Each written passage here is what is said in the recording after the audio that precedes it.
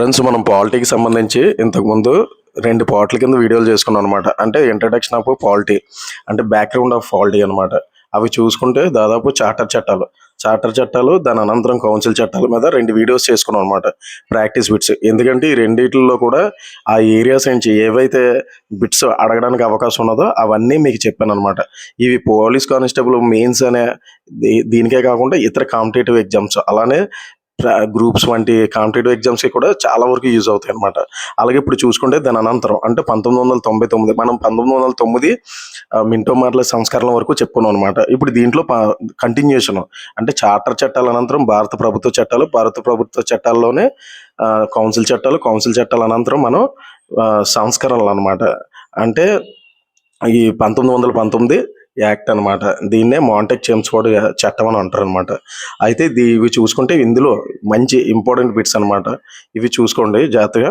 ఇందులో చూసుకుంటే మన భారతదేశంలో మొట్టమొదటిసారిగా ద్విసభ విధానం ఏ చట్టం ద్వారా తీసుకొచ్చారంటే 1909 భారత ప్రభుత్వ చట్టం అనమాట. ఫ్రెండ్స్, ఈ చట్టం ఒకసారి గుర్తుపెట్టుకోండి. 1919 చట్టం అనేది మాంటెక్ చేమ్స్ఫోర్డ్ సంస్కరణలు అనేవి ఇవి 1919 చట్టం అంటారు, కానీ దీన్ని అమల్లోకి వచ్చిన సంవత్సరం మాత్రం 1921 అనమాట. ఇది బాగా గుర్తుపెట్టుకున్నా. వివిధ కాంపిటేటివ్ ఎగ్జామ్స్లో పాలిటీ పాయింట్ ఆఫ్ వ్యూలో చూసుకునేటప్పుడు ఈ క్వశ్చన్ గ్రూప్స్ వంటి ఎగ్జామ్స్లో కూడా చాలాసార్లు అడిగాడు అనమాట. ద్విసభ విధానం అంటే 2 సభలు అనమాట. అంటే మనం ఇప్పుడు 90 డేస్లో చూస్తున్నాం కదా, పార్లమెంట్ చూసుకుంటే పార్లమెంట్లో 2 సభలు ఉంటాయి. ఎగువ సభ ఒకటి, దిగువ సభ ఒకటి. ఎగువ సభ అంటే పెద్దల సభ, అదే రాజ్యసభ అనమాట. దిగువ సభ అంటే లోక్సభ అనమాట. ఈ విధంగా చూసుకునేటప్పుడు ద్విసభ విధానం అనేది మొట్టమొదటిసారిగా తీసుకొచ్చింది 1919 చట్టం ద్వారా అనమాట. అలాగే భారతదేశంలో మొదటిసారిగా ప్రత్యక్ష ఎన్నికల పద్ధతిని ఏ చట్టం ద్వారా తీసుకొచ్చారంటే 1919 అనమాట. ఇది డైరెక్ట్ ఓటింగ్ అనమాట. ఇప్పుడు మనం ఎలాగైతే ఓటు వేసి మనం నాయకులను ఎలాగనుకుంటున్నామో ప్రత్యక్షంగా ప్రజలు వెళ్ళి అదే సిస్టమ్ అనేది మొట్టమొదటిసారిగా తీసుకొచ్చింది 1919 చట్టం ద్వారా అనమాట. అలానే డయార్కీ పాలన అంటే ఏమిటి? డయార్కీ పాలన అంటే ద్విపాలన అనమాట.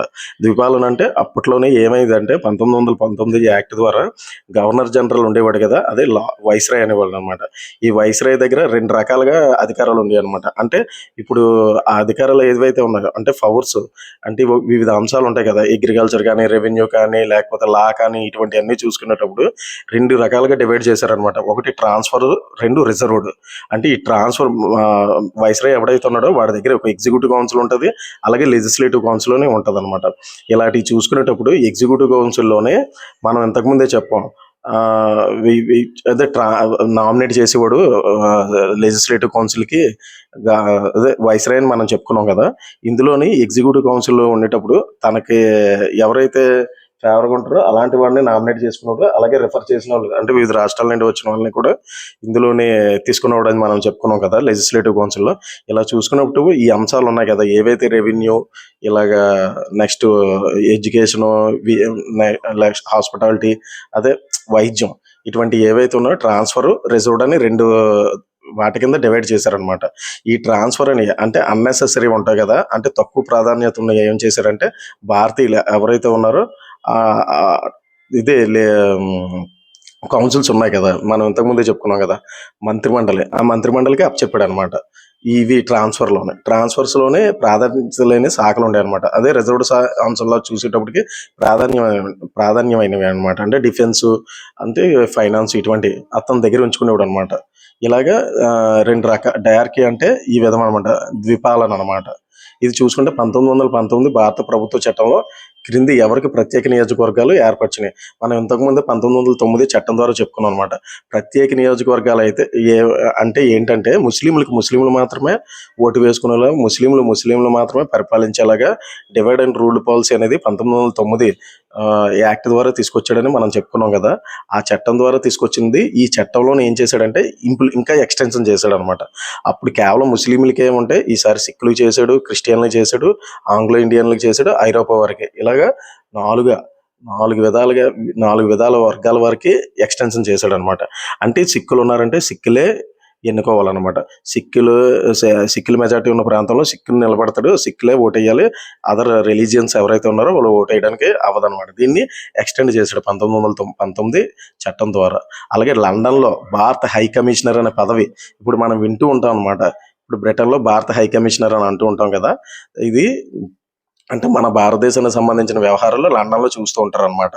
ఈ పదవిని సృష్టించింది 1919 యాక్ట్ ద్వారా అనమాట. ఈ భారత హై కమిషనర్ ఎవడైతే ఉన్నాడో వీడు మనం చెప్పుకున్నాం కదా! ఇంతకుముందు secretary of state council in India అనే చెప్పుకున్నాం కదా! కార్యదర్శి, భారత రాజ్యాంగ కార్యదర్శి. వాడి పవర్స్ కొంత తీసి ఈడికి అప్పచెప్పారనమాట. ఇది ఐదో బిట్ ఆన్సరు. అలాగే 1919 చట్టం ద్వారా కేంద్ర పబ్లిక్ సర్వీస్ కమిషన్‌ను ఏ సంవత్సరంలో ఏర్పాటు చేశారంటే 1926. అయితే ఇప్పుడు నవ్వే డేస్‌లో ఇప్పుడంటే ప్రెజెంట్ డేస్‌లో మనం చూస్తున్నాం.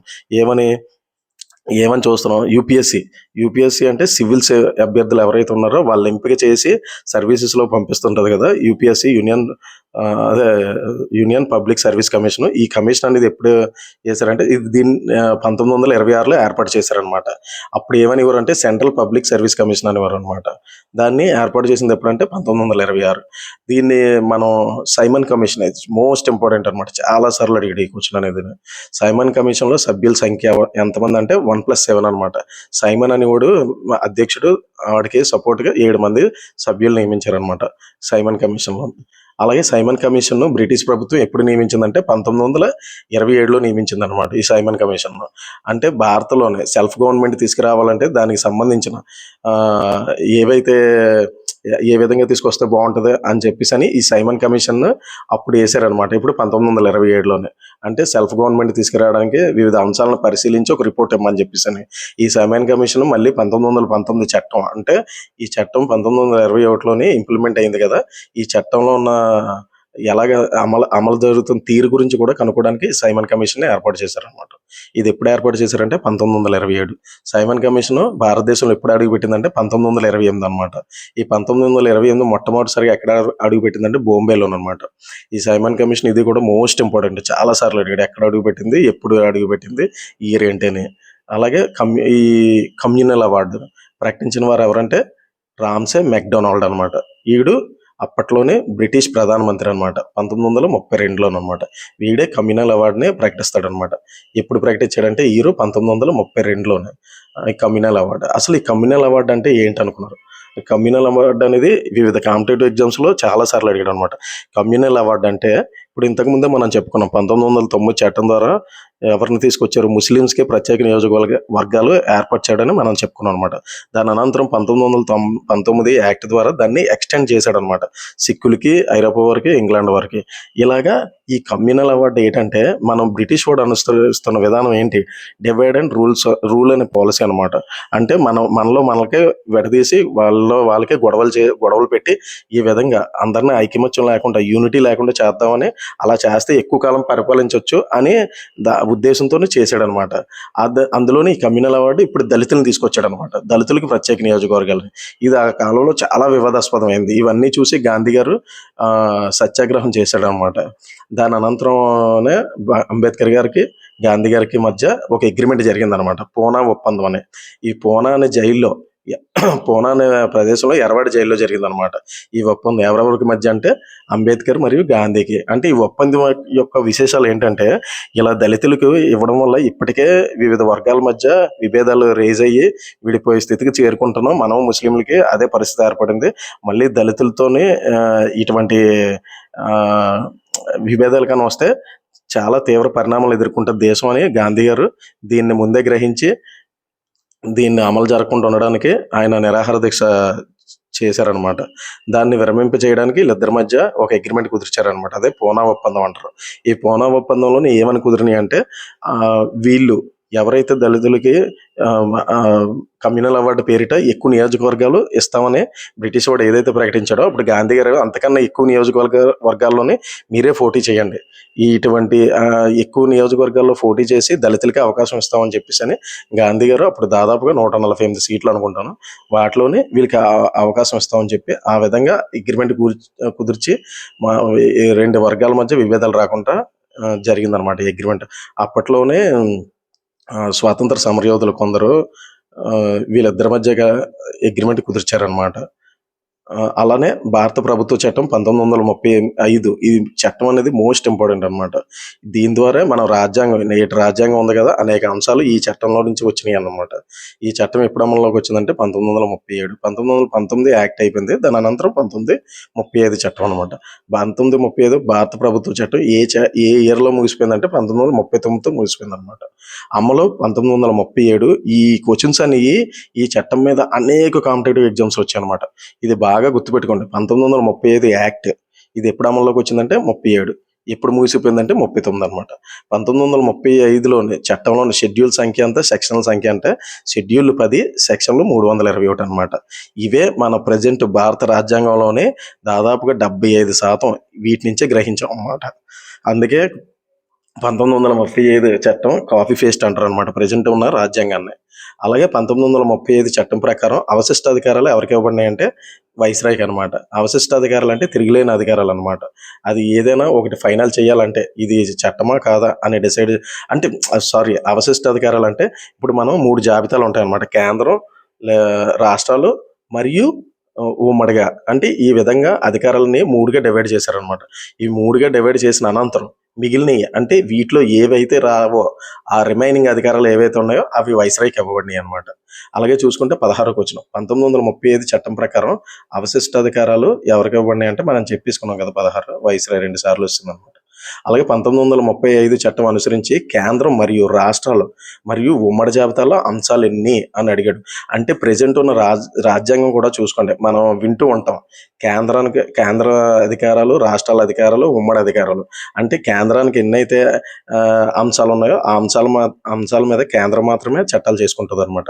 అలాగే రాష్ట్రాలకు ఇచ్చిన అధికారాలు ఎన్నైతే ఉన్నాయో వాటిలో రాష్ట్రాలు మాత్రమే చేసుకుంటాయి అనమాట. ఉమ్మడి అధికారాలు ఉన్నాయంటే వాటిలో ఇరువురు కూడా చట్టాలు చేస్తూ ఉంటాయి అనమాట.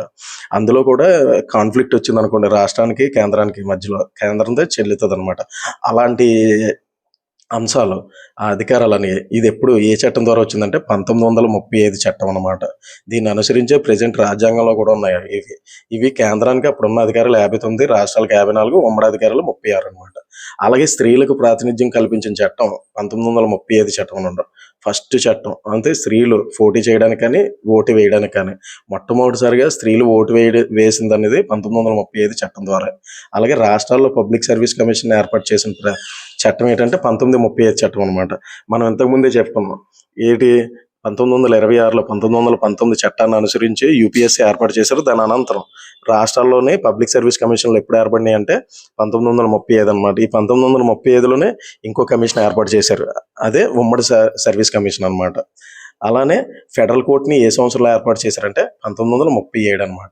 అంటే భారతదేశంలో రాష్ట్రాలు కేంద్రానికి మధ్య ఏదైనా వివాదాలు ఉంటే వాటిని పరిష్కరించుకోవడానికి ఒక కోర్టుని ఏర్పాటు చేశారనమాట. దాన్నే ఫెడరల్ కోర్ట్ అంటారు అనమాట. అంటే నేటి సుప్రీంకోర్టు ఉంది కదా దాన్నే. దీంట్లోని ఏదైనా అంశం పరిష్కారం కాకపోయిందనుకో అప్పుడు బ్రిటిష్ కోర్టుకి వెళ్ళేవారు అనమాట. అలాగా ఈ కోర్టుని ఎప్పుడు ఏర్పాటు చేశారంటే 1937. ఫ్రెండ్స్ ఇది 1919కి సంబంధించిన చట్టం గురించి 1935కి సంబంధించిన చట్టం గురించి అనేక ముఖ్యమైన ప్రశ్నలు అనమాట. ఇది క్వాలిటీ పాయింట్ ఆఫ్ వ్యూలోని ఓన్లీ కానిస్టేబుల్కే చూడకండి, వివిధ కాంపిటేటివ్ ఎగ్జామ్స్లో యూజ్ అవుతాయి అనమాట. గ్రూప్స్ వంటి వాటిలోనే ఇది ఫైనల్గా ఉన్న దీంట్లో అత్యంత ముఖ్యమైన ఇంపార్టెంట్ క్వశ్చన్స్ అనమాట. నా వీడియో కనుక మీకు నచ్చినట్లయితే లైక్, షేర్ అండ్ సబ్స్క్రైబ్ చేయండి. అలాగే బిఎస్కే బ్లాగ్స్ అండ్ ఛానల్ని సబ్స్క్రైబ్ చేయించండి. Thank you friends.